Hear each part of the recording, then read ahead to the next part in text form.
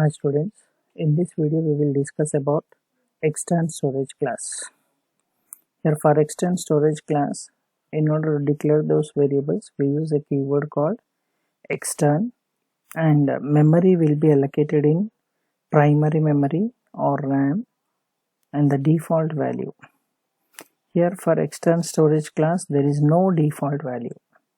So these variables must be initialized. These variables must be initialized. There is no default value for these variables, so these variables must be initialized, means we need to assign one value. Then scope.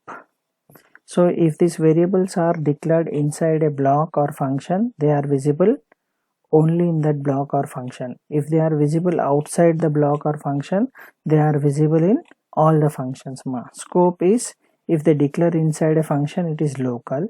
If they declare outside the function, it is visible in all the functions, that is all the functions. Next one, lifetime.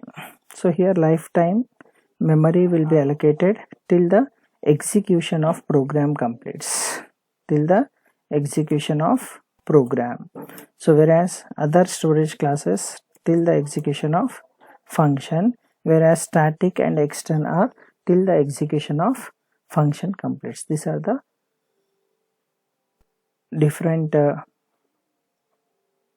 values of memory, default value, scope and lifetime we can call. That is memory location, default value and scope and lifetime. By using extern, this will be determined.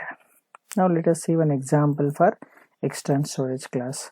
Here this extern, as we are declaring outside, this will be visible in all the blocks. If you declare in any one of the function, it will be visible only in that particular function. Here extern int x equal to 10 void display, then here from display, that is from inside the display function, x equal to 10, then save this program. Then again void display function call from main x equal to x. So save, compile and run your program. From display x equal to 10 and from main x equal to 10. Now let us see the default value. Let us see the default value.